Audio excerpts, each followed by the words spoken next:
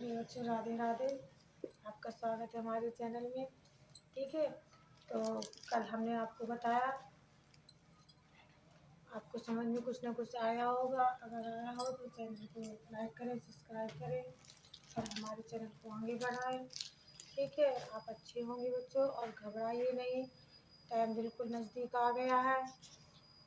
अभी तक आपने जो पढ़ा है निश्चित रूप से वो ही आएगा।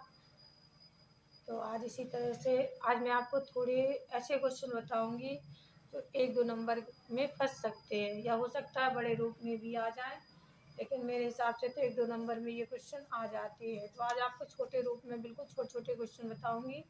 आप कापी पे निकाल लीजिए। ठीक है, तो सर्वप्रथम हम देखेंगे अपने आगे गढ़ी की ओर बढ़ते हुए कि हाई स्कूल बोर्ड वाले बच्चों के लिए कि सबसे पहले जाइलम किसे कहते हैं।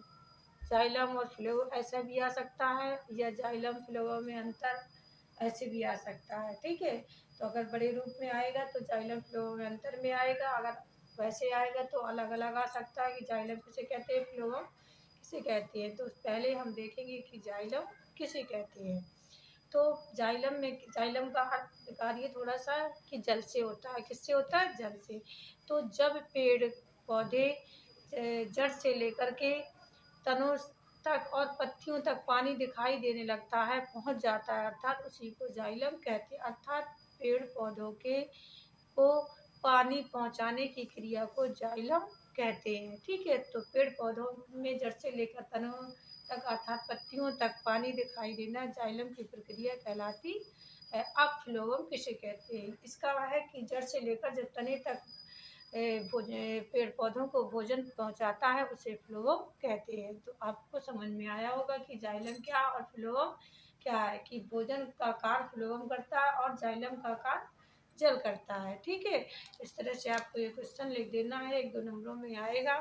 फिर इसके बाद एक क्वेश्चन वेरी इंपॉर्टेंट, जो मतलब बहुत ही ऐसा है कि अधिकतर आता है क्वेश्चन कि कायिक प्रवर्धक किसे कहते हैं।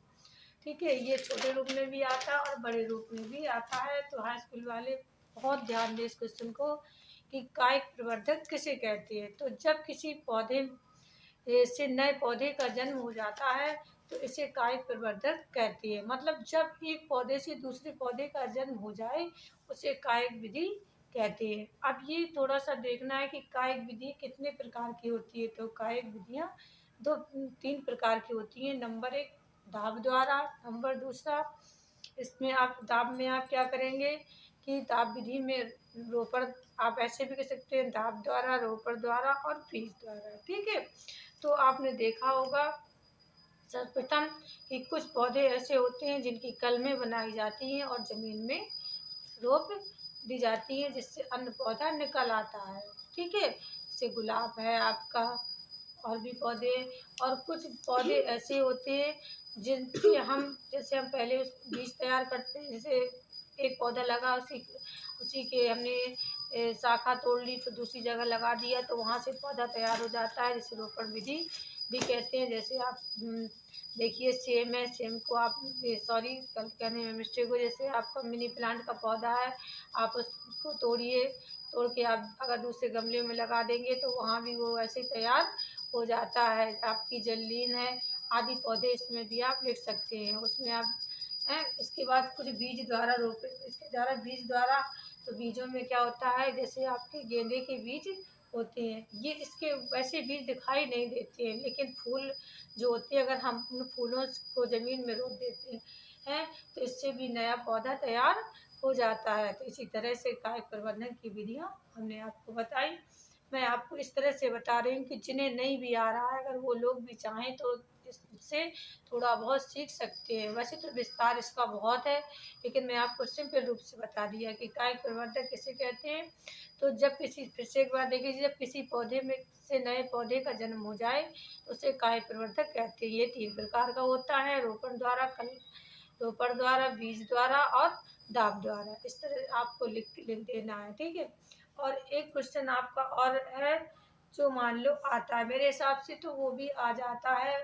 ठीक है, जैसे आप देखिए कभी कभी ऐसे क्वेश्चन आते हैं कि जब हम लोग किसी नदी के किनारे खड़े होते हैं, तालाब के किनारे खड़े होते हैं और उसमें पत्थर डालते हैं तो उसमें बुलबुले दिखाई पड़ते हैं, ठीक है। तो ऐसे क्वेश्चन आता है कि जल में बुलबुले क्यों दिखाई देते हैं। तो आप इस क्वेश्चन को भी थोड़ा सा छोटे शब्दों में समझ लीजिए कि हर एक जो मतलब जीव जंतु होते हैं वो श्वसन क्रिया करते हैं और कुछ जीव जल में भी रहते हैं, जैसे वनस्पति भी जल में है, जीव जंतु भी जल में है। तो जब जल में जीव जंतु वनस्पति है तो वो क्या करते हैं और जीवित रहने के लिए ऑक्सीजन क्रिया करते हैं। तो ऑक्सीजन क्रिया करने के कारण, ठीक है, गैसों का आदान प्रदान करने के कारण जल में बुलबुले दिखाई देते हैं। तो आपको समझ में आया होगा कि जल में बुलबुले क्यों दिखाई देते हैं, ठीक है।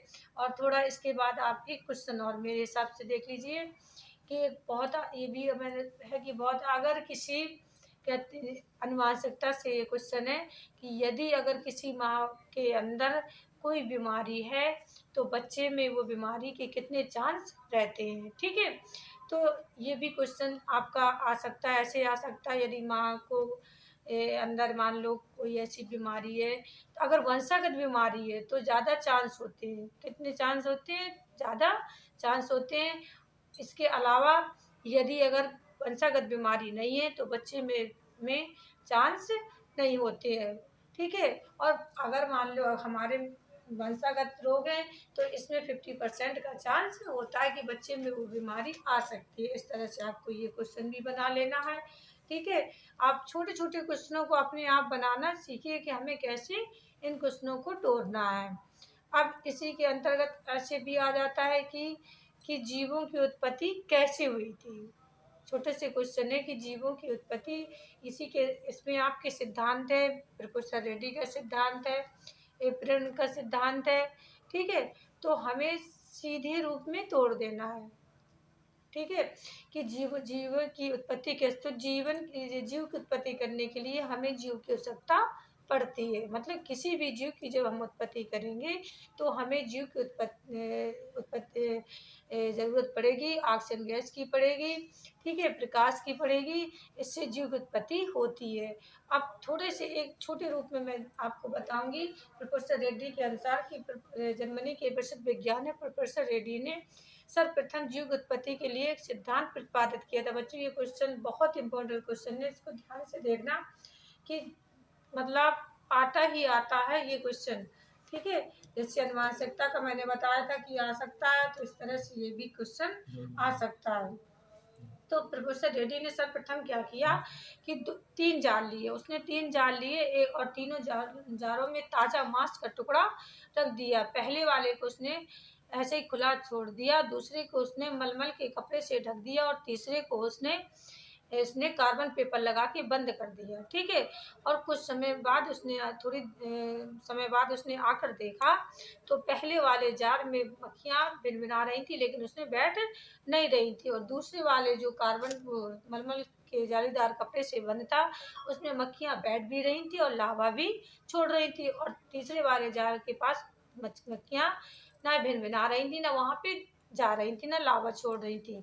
इसके बाद कुछ समय बाद फिर उसने देखा कि फर्स्ट वाले जार में जीवों की उत्पत्ति तो हुई लेकिन उसमें वहीं के वहीं वो जीव समाप्त हो गए, और जब उसने दूसरा वाला जो जार था उसको खोल के देखा तो वहाँ पे उसने देखा कि छोटे छोटे जीव की उत्पत्ति हो चुकी है, और तीसरे वाले जार को जब खोल के देखा तो मांस खराब हो चुका था। इसलिए प्रोफेसर रेड्डी ने सिद्ध कर दिया कि जीव की उत्पत्ति के लिए जीव की सजीव जीव की, ठीक है, और वनस्पति और सूर्य के प्रकाश जल की आवश्यकता पड़ती है, अर्थात मतलब तापमान भी हिसाब का होना चाहिए। तो जो और वहाँ पे जो तीसरे दूसरे वाले जार में जो मक्खियों ने लावा छोड़ा था उसी से जीव की उत्पत्ति हुई थी। तो सिद्ध हो गया कि जीव की उत्पत्ति के लिए जीव का होना अति आवश्यक है। इस तरह से आप इन क्वेश्चनों को बहुत ही ध्यान से देखना, कहीं ना कहीं ये क्वेश्चन निश्चित रूप से फंस जाएंगे। तो बच्चों आज के अगर आपको क्वेश्चन अच्छे लगे हो तो चैनल को लाइक करें, सब्सक्राइब करें, चैनल को आगे बढ़ाएं। राधे राधे।